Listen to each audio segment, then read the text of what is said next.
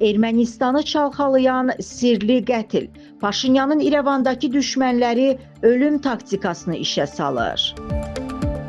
Ermənistanda 23 sentyabr gecəsi baş verən qətl hadisəsi ölkə gündəmini ciddi şəkildə çalxalayıb. Məlum olub ki, Parkar icmasının rəhbəri Volodya Qriqoryan və onun dostu, polis əməkdaşı qətlə yetirilib. Maraqlıdır ki, qətl xəbəri yayıldıqdan dərhal sonra Ermənistanın sabiq prezidentləri Serj Sarkisyan və Robert Köçəryana yaxın olan kütləvi informasiya vasitələrində törədilən qətldə məhz baş nazir Nikol Paşinyan günahlandırılmağa başladı. Hələ istintaq açılmamış, araşdırma aparılmamış, bu fikirlərin kütləvi şəkildə tirajlanması bir sıra mətləblərdən xəbər verir. Qısacası, kriminal keçmişə malik Robert Köçəryan və Serj Sarkisyan Ermənistanı 1990-cı illərin qaranlıq atmosferinə qaytarmağa can atırlar. Sözü gedən dövrdə siyasi qətllər adi bir hala çevrilmişdi. Keçmiş nazirlər, merlər, ictimai nüfuza malik şəxslər günün günorta çağı güllələnir, öldürülürdü. 30 il sonra isə revanşizm istəklərinin sonunun çatdığını başa düşən eks-prezidentlər ölkəni yenidən qaranlığa sürükləməyə cəhd edirlər. Müxalifət nümayəndəsi olan Parkar icmasının rəhbəri Volodyanın qətli siyasi qətl sayıla bilər. Hakim komandaya çirkab atmaq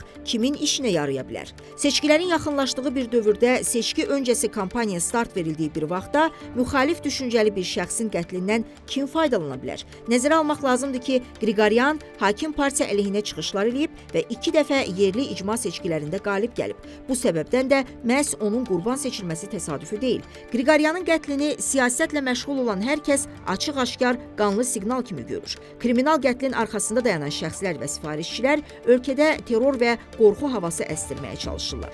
Amma üslubun 90-cı illərə aid olması da qətlin arxasında məhz Serj və Robert cütlüyünün dayandığından xəbər verir. Son illər, xüsusən də son aylar Ermənistanda baş verənlər göstərdi ki, revanşistlərin hakimiyyətə qayıtmaq xülyası günü-gündən suya düşür. Bu səbəbdən də eks-prezidentlər siyasi təzyiq və manipulyasiya üsullarına əl atırlar. Müxtəlif açıqlamalar verilir, gah Samvel Karapetyan, gah da Apostol kilsəsi ilə bağlı baş nazirin siyasəti tənqid edilir. Xalqa təhlükə və müharibə qorxusu, suverenliyin itirilməsi təhdidi aşılanır.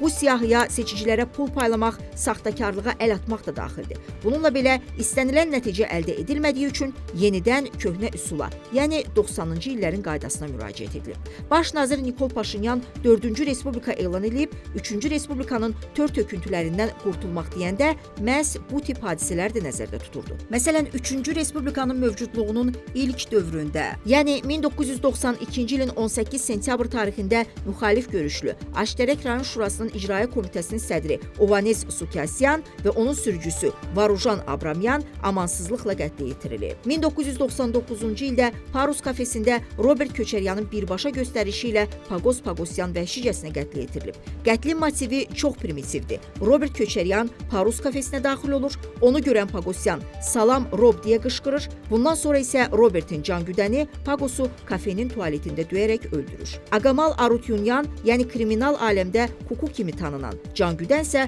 bu qətlə görə 2 il şərti cəza alır. 1999-cu il oktyabrın 27-sində baş verən dəhşətli cinayətdən sonra ölkədə elə bir ab-hava hökm sürürdü ki, həmin axşam Parus kafesində olanlardan heç kim Köçəryanın qisasçılıq hədəfinə çevrilməməyə üstünlük verərək cinayət barədə açıq danışmağa cürət eləmirdi. Yalnız jurnalist Mark Qriqoryan çıxış elədi, lakin tezliklə ona sui-qəsd təşkil olundu və bu onu Ermənistanı tərk eləyərək uzun illər Böyük Britaniyada yaşamağa vadar elədi. Kriminal aləmlə yaxşı münasibətləri olan Robert Qarabağda 1990-cı illərdə başlayan silahlı işğalın da təşkilatçılarından biridir. O qondarma separatçı terrorçu rejimə rəhbərlik eləməklə yanaşı Azərbaycan əhalisinə qarşı çoxsaylı cinayətlər də törədib. Ermənistanın 3-cü prezidenti Serj Sarkisyanın da kriminal aləmlə ciddi əlaqələri var. Hələ 1993-cü ilin 28 may tarixinə aid videoda onun kriminal aləmin qanuni oğruları ilə eyni masada əyləşməsi, şənlərinə tost qaldırması görünür. Maraqlıdır ki, bu oğru qonaqlığından bir neçə ay sonra 1993-cü ilin avqustunda Serj Sarkisyan Ermənistanın müdafiə naziri oldu. Bəzi mənbələrə görə Qarabağ müharibəsinin qızğın vaxtlarında Ermənistan ordusunun silah-sursatla təminatına kriminal avtoritetlər nəzarət edirdi və buna görə də Sarkisyan onlarla kifayət qədər tez-tez görüşürdü. Kriminal aləmdə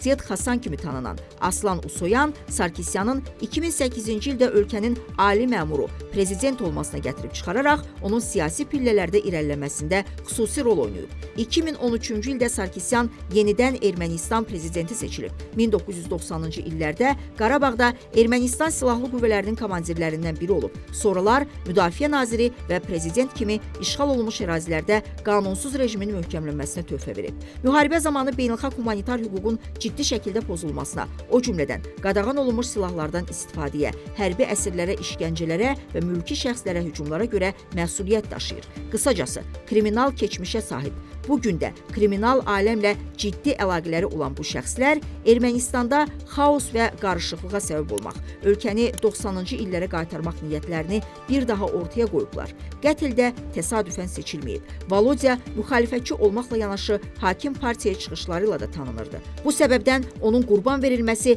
vətəndaş müqaviləsinə qarşı fikirləri dəyişməklə yanaşı qorxu ab-havası əsdirmək, cəmiyyəti təhdid altında saxlamaq istəyidir. Eyni zamanda 3-cü Respublikaya rəhbərlik edən bir sıra şəxslərin artıq baş nazirin dilindən qəsbkar və işğalçı adlandırılması da sonuncuları təşvişə salıb. Çünki təcrübə də göstərir ki, Azərbaycana qarşı bu əməli törədən şəxslər gec-tez ədalət qarşısında cavab verir, Azərbaycan məhkəmələrində mühakimə olunurlar. Buna görə də sülh sazişinin imzalanmasının getdikcə daha çox real görünməsi fonunda ekslərin bu yola baş vurması boğulanın saman çöpündən yapışmasına bənzəyir. Çünki prosesi mümkün qədər uzatmaq onlar üçün xilas sayılır.